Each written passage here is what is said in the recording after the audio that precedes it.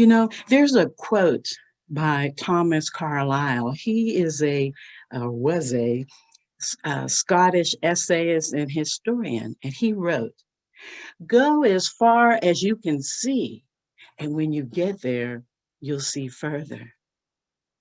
I interpret that as go as far as your guidance will take you, and when you get there, more guidance will come. But following guidance requires a certain amount of trust and faith. Don't you agree? And often of people, places, or things that are unknown, unseen, or not understood. And because we've been blessed with free will, so accepting guidance for us sometimes is difficult in whatever form it may come. And it comes in many. And for us, it is a choice. I'm going to share with you a few of the times that I benefited from following guidance, even if at the moment I didn't understand why. But always I would later. The first example, guidance probably saved my life. I was aged 6. And back in those days, we walked to and from school, including at lunchtime. And me and my buddies, we would hover like a swarm of bees on our way to school. We could take those 6 blocks and turn it into 6 country miles. Because what we'd do, we'd walk a little bit and stop and play and stop and walk and tease each other and stop and go line up in the candy store and come out and stop. And till we finally would end up where we were supposed to be. Well, that particular morning, one particular morning, my mother's rigid instructions seemed to emphasize, Pam, don't you be out there messing around when you come home today. You come straight on in here. So that day, I let my friends do the dilly-dallying. And I can remember them teasing me as I left them to go home. Friends, had I not listened to my mother's words, her guidance that day, I might not even be here to tell my story. You see, when I got home and our front door was closed, I knew that meant that my mother was across the street at our neighbor. She was a best friend of our family's. And I walked up those 4 steps, opened the door, walked in, let the screen door slam. And as soon as that door slammed, the next thing we heard was this loud, humongous boom. And the adults at Miss Sarah's house jumped up from the table, including my mom, and they all ran out to see what the noise was. And my mother told me, you stay here. And I did, but I looked out the door and all I could see where all the adults were at was a cloud of dust rising. And what had happened was just by some fluke, my friends had stopped in front of a building that was a garage built with cinder blocks. And it had literally just crashed down on them. My best friend was killed. 2 of my other friends were injured, one of them a brain injury. And that really shook me as a first grader. So what I learned that day was several things from following my mother's guidance. The first thing I learned was the finality of death. That's when I realized as a child that someone would just be gone. And the second one that I still carry with me today, which has shaped me to be the person that I am, is that because I followed my mother's words instead of theirs, I learned that you don't have to be doing something just because everyone else is doing it. And that sometimes what they're doing can prove to be detrimental. So that was when I was 6. And today I'm in my 60s and I still think about that. So I'd say I am definitely going as far as that guidance will take me. The second occurrence I'm going to refer to happened when I was 17. You know, Buddha wasn't kidding when he said that when the student is ready, the teacher will come. No joke. He did, literally. I was a senior in high school, enduring a tumultuous adolescence when my teacher came, a philosophy teacher. I'll call him Mr. Walsh. What Mr. Walsh personally took time to share with me enlightened me. It opened up my mind wide, and it eased my mental burdens to a certain degree. I can still remember how some of the days, if it was nice outside, we'd meet and sit out under the sun on the bleachers that lined the football field. Mr. Walsh would suggest books to me, and I'd read them, and we'd come back and discuss them by authors like Khalil Gibran, J. Krishnamurti, Baba Ram Das, Paramahansa Yogananda, and Carl Jung. And sometimes he and I would practice what back then was known as transcendental meditation. What I learned through Mr. Walsh's guidance, it is still with me. I learned that there is so much more to this life than what we can knock on. That there is energy and lights and vibration and different realms, even of the mind. And I learned how inspirational books are such worthy companions as they too impart guidance. And I learned that God is inside me and out. Now, as a lifelong student of metaphysics, I am still going as far as Mr. Walsh's guidance will take me. Now, in both of those cases, my guidance came from a parent and the other a teacher.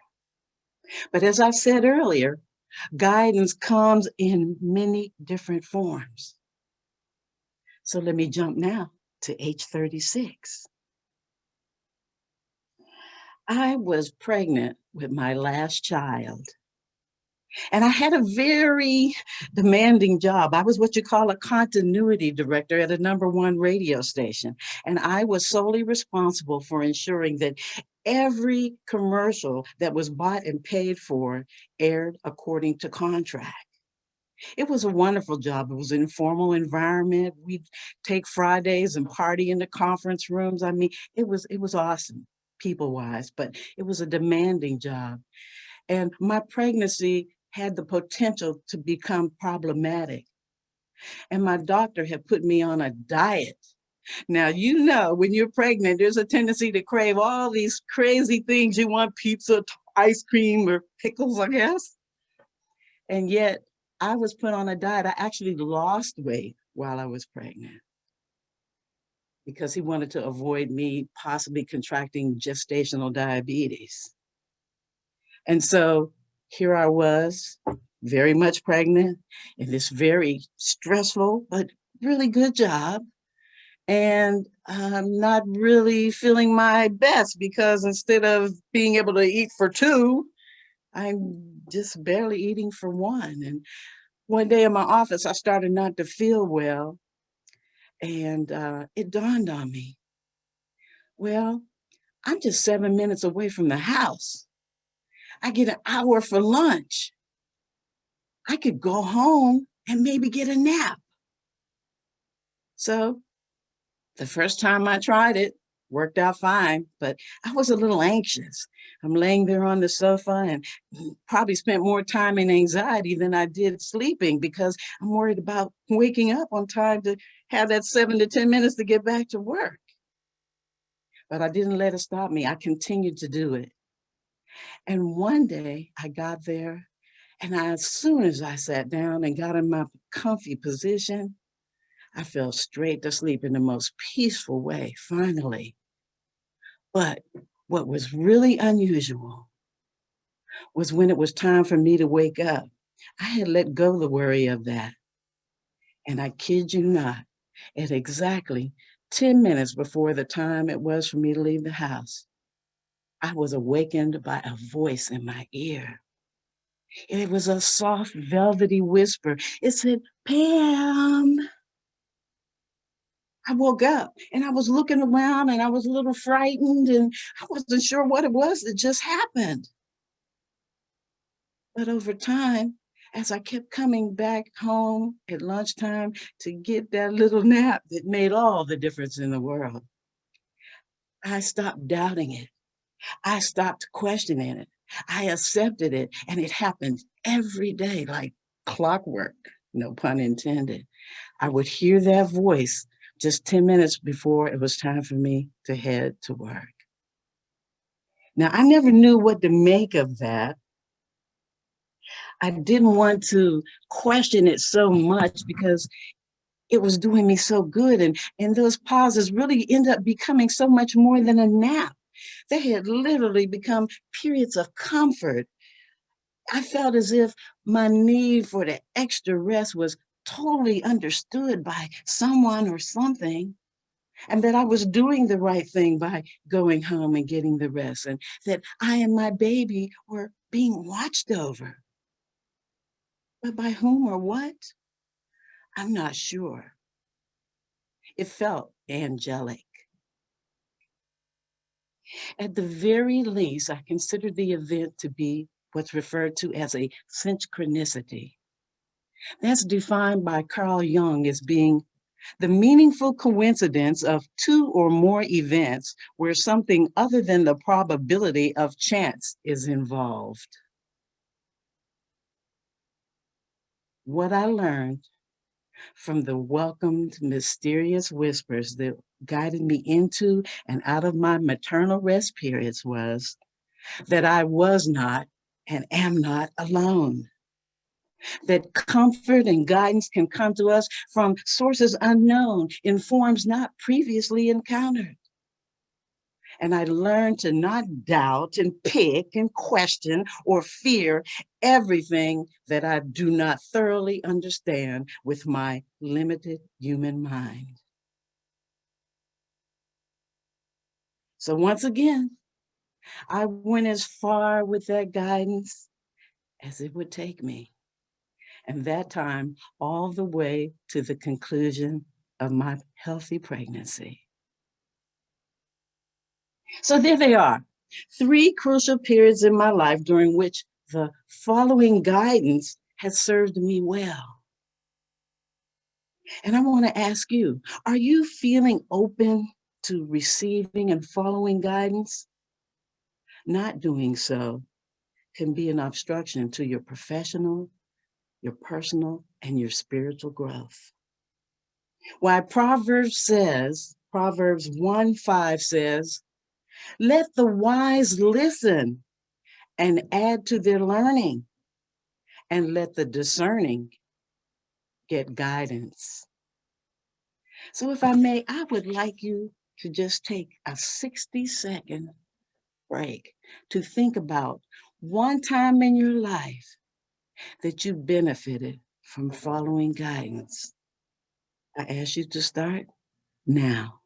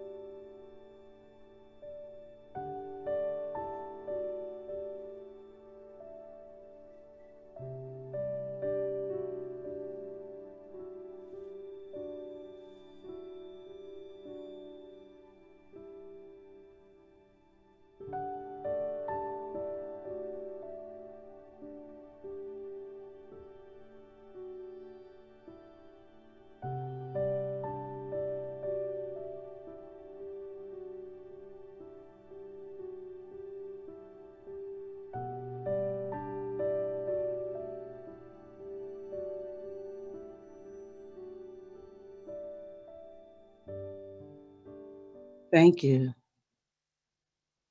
I wanted you to do that as a reminder, to remind you that there are answers available to us, that as sure as there is an abundance of all that is good in the Creator's universe, there are also countless forms of guidance available to those who would seek it. And it certainly doesn't hurt to ask. So consider asking others. You'll find that people are often honored by your recognition of their accomplishments or position in life. And so will respond enthusiastically and wholeheartedly to a seeker in earnest. Ask your higher self for guidance. Practice your meditation on a regular basis. Be receptive to signs of synchronicity. Pick up a companion book and indulge in some inspirational reading. And ask God. Give thanks first for how far guidance has already brought you, and pray that it continues. My final quote is one from author and speaker Iyanla Vanzant. She said, "Even if you have a map, you may need help reading it." My friends, that help is guidance. So go as far as it takes you. And when you get there, I promise you, more of it will come.